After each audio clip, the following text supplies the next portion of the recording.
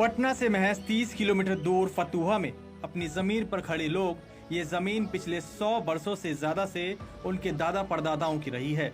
लेकिन अचानक इन सब के जीवन में भूचाल सा आ गया है। सुन्नी वक्फ बोर्ड की तरफ से इन्हें नोटिस मिला और कहा गया कि 30 दिनों में ये जमीन खाली करनी होगी।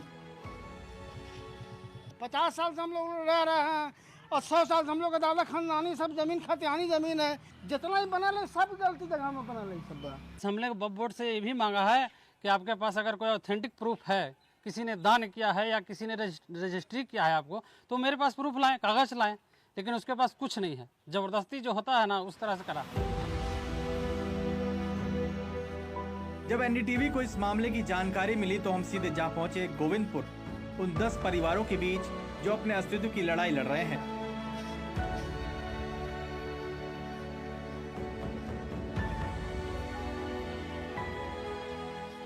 वहां जो दस्तावेज हमें मिले और वक्फ बोर्ड का जो कारनामा हमारे सामने आया तो हम भी चौंक गए। हम लोग हाईकोर्ट से हम लोग का अथी मिला, रिलीफ मिला। ये हम ही उन्हीं का पोता है, हमारे नाम से जमीन, टोटल जमीन है। ये सभी इस मोहल्ले के पुश्तैनी निवासी हैं। इनके मकान के लगभग 200 मीटर पीछे एक मजार है। जो नोटिस इनको मिला है उसमें इस जमीन को कब्रिस्तान की जमीन बताया गया। इसके साथ ही इन्हें कहा गया कि इसे फौरन खाली कर दें। इस दावे में 100% बिल्कुल ही गलत है, फॉल्स है। और यहाँ तक का मामला ये है कि ये ज़मीन वक्फ बोर्ड प्योर फर्जी तरह से रजिस्टर्ड करा लिया है। यहाँ पर 7 लोगों का घर है और 7 लोगों का घर है जो बहुत निर्धन है। और इनमें क्या है कि बात के मतलब कि राइटी है, इनका पास खतियान है, सारा अप टू डेट कागज़ है, रसीद भी करता है सर। और इन लोग को बहुत परेशान किया गया भी है। परेशान गांव वाले डीएम के कार्यालय में पहुंचते हैं और वहां अपनी जमीन की जांच की मांग करते हैं। जांच करके डीएम और सर्किल ऑफिसर ने बताया कि यह जमीन उनकी रियायती जमीन है, यानी उनके पुरखों से उनके पास चली आ रही है। सभी सरकारी रिकॉर्ड में जमीन पुश्तैनी बताई गई है। कुछ वक्त पहले सरकार ने इस जमीन में से थोड़े से टुकड़े का बाजार समिति बनाने के लिए अधिग्रहण किया। उसका मुआवजा जमीन मालिकों को दिया गया। यानी सरकार भी ये मानती है कि ये जमीन इन लोगों की पुश्तैनी है। ये तो भाग मनाइए कि हाईकोर्ट में 2 डिसमिल में बाजार समिति में जमीन गया था सर, इसीलिए स्टे भी लगा सर, नहीं तो स्टे भी नहीं लगता। ये लोग को बहुत परेशानी होता है और ट्रिब्यूनल में जाना पड़ता सर। परेशान गाँव वालों ने फिर वक्फ बोर्ड में आरटीआई डाली। काफी टाल मटोल के बाद जब वक्फ बोर्ड ने इस जमीन से संबंधित जानकारी उन्हें सौंपी तो उसमें ये जानकारी थी ही नहीं कि वक्फ बोर्ड का इस जमीन पे मालिकाना हक कैसे बनता है और किसने इस जमीन को वक्फ बोर्ड को दान किया। फतुहा के जमीन का मामला इकलौता मामला नहीं है जो कि वक्फ बोर्ड को कटघरे में खड़ा करता है। सवाल यह है कि अगर कोई संपत्ति वक्फ बोर्ड की संपत्ति है तो उस संपत्ति का प्रमाण देने में इतनी आनाकानी क्यों? संपत्ति कहां से आई, किसने वक्फ बोर्ड को दान दिया?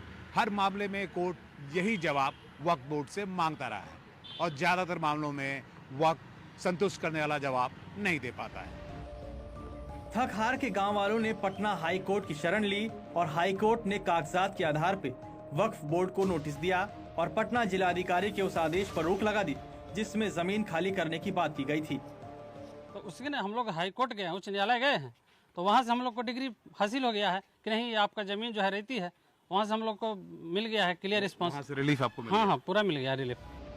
हालांकि हाईकोर्ट के फैसले ने राहत तो दे दी है, लेकिन परेशान गांव वाले अब चाहते हैं कि वक्फ बोर्ड उनकी पुश्तैनी जमीन से अपना दावा वापस ले और सरकार उन्हें इस मुकदमे से मुक्त करे।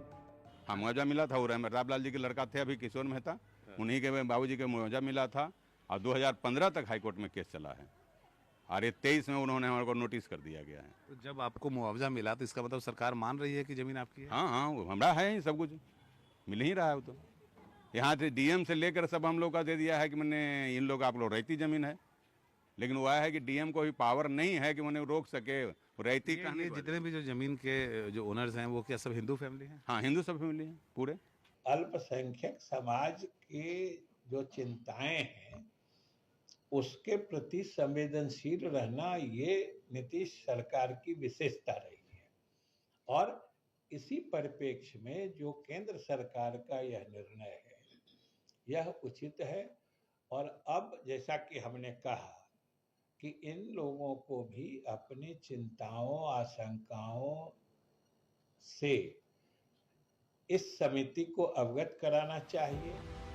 वक्फ बोर्ड से जब हमने उनका पक्ष जानने की कोशिश की तो हमारे हाथ निराशा लगी और सरकार के मंत्री भी इस मामले में ढुलमुल रवैया अपनाए हुए हैं। भाई क्या मैं बैठ नहीं दूंगा, पहले आप हमसे बात कीजिए ना, कैमरा बंद कीजिए, बैठ नहीं दूंगा। आप इसकी सारी जानकारी जो है वक्फ बोर्ड से ले लीजिए।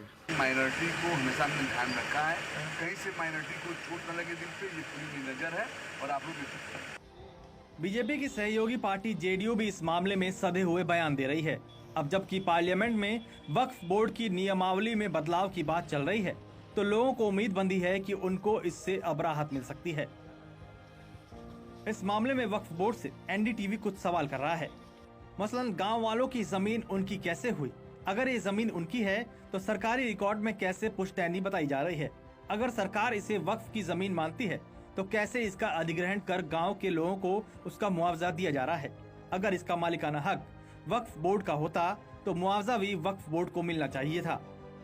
बिहार में ऐसे कई मामले बिखरे पड़े हैं और अब जरूरत इस बात की है कि सरकार या कोर्ट इन मामलों में संज्ञान ले और लोगों को इस प्रताड़ना से मुक्त कराए। पटना से प्रभाकर कुमार, एनडीटीवी इंडिया।